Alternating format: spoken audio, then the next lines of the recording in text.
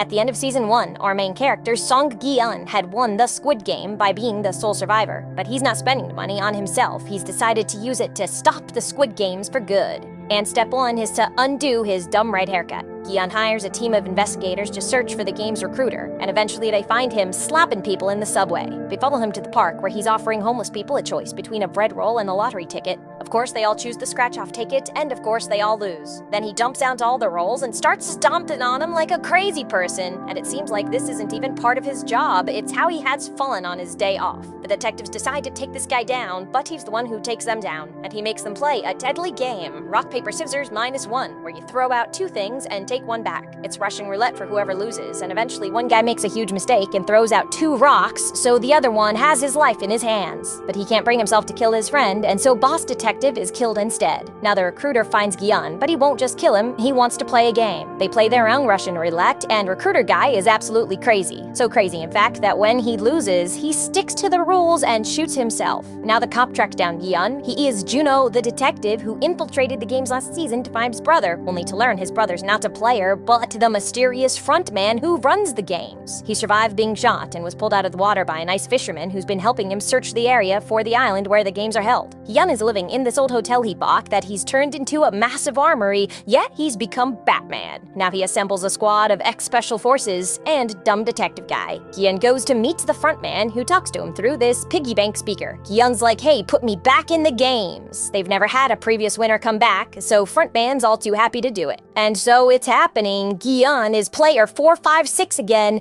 going back into the games. But his mercenaries are hot on his tail, tracking him with the chip he put in his juve. So it's the classic Squid Games we all remember, with the soldiers in pink suits and walking through the crazy stairs. And once again, the first game is red light, green light with the creepy robot girl. Gi-eun's getting worried his army's not here yet, so he pulls out his fake tooth, and the champ is gone. Yes, somehow the Squid Games knew he had it, sent his mercenaries in the wrong direction, and Gi-eun is now stuck in the games for real. So Gi-eun takes charge, warns everybody that if you move during red light, you'll be shot. Of course, nobody believes him. So when someone moves and does get shot, a bunch of people start freaking out, running away, which is exactly what you're not supposed to do. And so once again, about a quarter of the players just didn't get the memo and are immediately killed. Now, people start listening to Gi-eun, who leaves them in a great strategy to line up in straight lines so the people behind have some wiggle room. And it is a huge success, as most of them survive. Per usual, everyone starts freaking out, please let us go, but it's like, look, you guys can vote to end the games. Pinks explain how every time someone dies, money is added to the total prize. Last season, if they voted to end the games, everyone left with nothing. But this season, there's a new twist. If they vote to leave, they can split whatever money has accrued. This should make it an easy decision. Everyone can live and leave with something, but it's really not enough money yet to make a difference in most people's lives. Gi-eun tries to tell him, I've played the games before. All of us are going to die. But this guy's like, that's fake news. Come on, let's all stay and make a bunch of money. So it's player number 1 with the tie-breaking vote,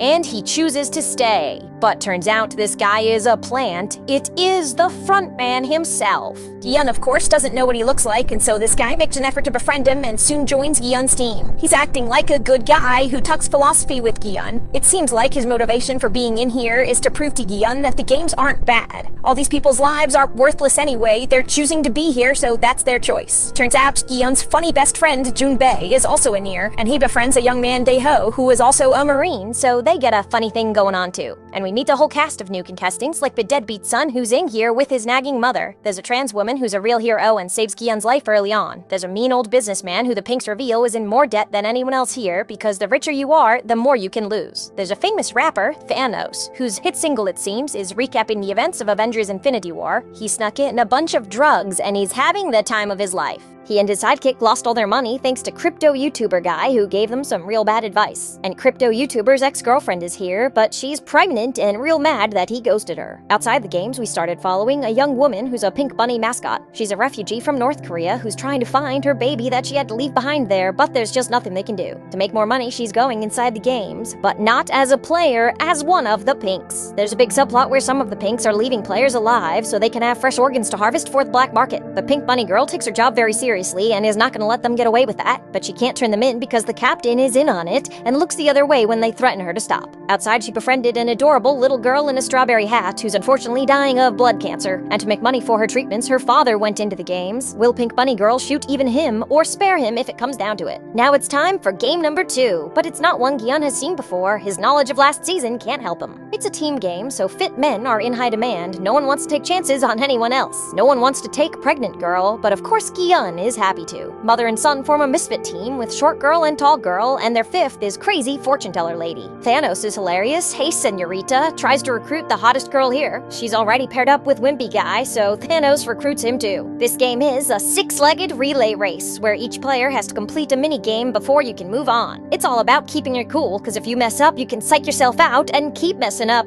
And if time runs out, of course, you're killed. Misfit team is having some trouble, but tall girl turns out to be a great leader who knows when to give you gentle encouragement and when to give you a smack. Come on, focus up. They all find their inner strength and manage to win. Oh yeah, so heartwarming. Gi-yeon's got a pretty good team. In fact, they start with a flawless run, until the frontman, seemingly on purpose, totally botches the top throw, so it comes down to the absolute final second. So a bunch of money is added to the pig, but splitting it, it's still not that much. Mean businessman leads the charge. Come on, you cowards, let's make some money. He starts chanting, "One more game," which is pretty fun to chant, and as we've learned, people are bad at voting. Outside, our crew is hard at work using a drone to scout the islands, but when they think they found something, turns out it was a trap. They realize one of them must be a mole, and turns out it is the nice old fisherman. But the cop doesn't learn this yet, still trusts him for now. Everyone inside is feeling good about surviving the last game. Now they've got a team of new best friends who they think they can keep winning with. Only Gi-yeon knows what's coming. As soon as you make some good friends in here, they'll give you a game where you're pitted against them. Indeed, the next game is called Mingle, where everyone's on this merry-go-round. When the music stops, they call it a number. You have to form groups of that many and get into one of the safe rooms.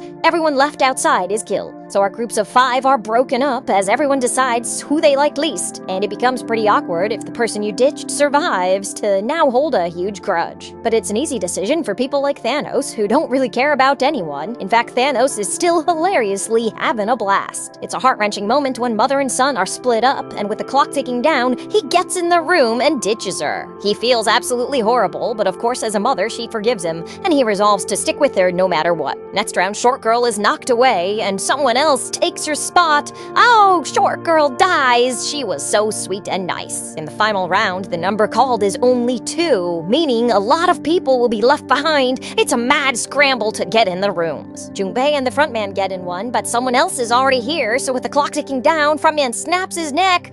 Damn, man, hardcore. Now a lot of people have died, the prize is finally worth splitting. Hopefully they'll vote to get out of here. But half the group feels pretty good about their chances to keep winning. So one more game turns into, yeah, we're staying till the end. Frontman has the deciding vote, and he votes to make it a tie. The revote will be tomorrow morning, so everyone has the night to think it over. But now we're divided into 2 teams who have come to hate each other, and tensions are running high. And it's the first meal in here where they've been given a sharp fork, so tonight they'll probably start killing each other. In fact, the fighting kicks off early for a big bathroom brawl, and things escalate very quickly. Thanos is gonna kill crypto YouTuber, but oh, Thanos is stabbed with the fork.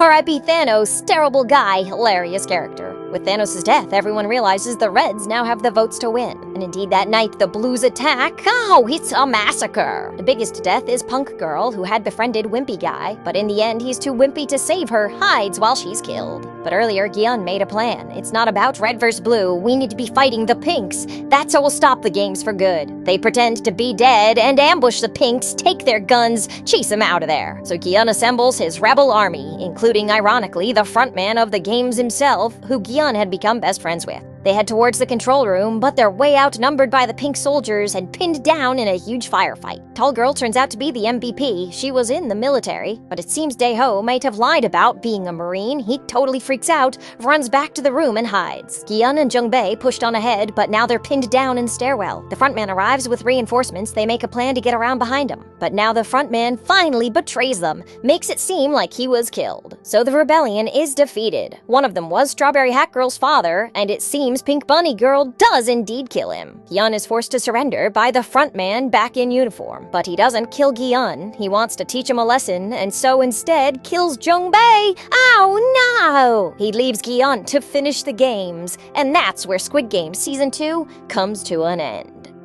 Like, comment, share, and subscribe to the channel for watch such recaps every day.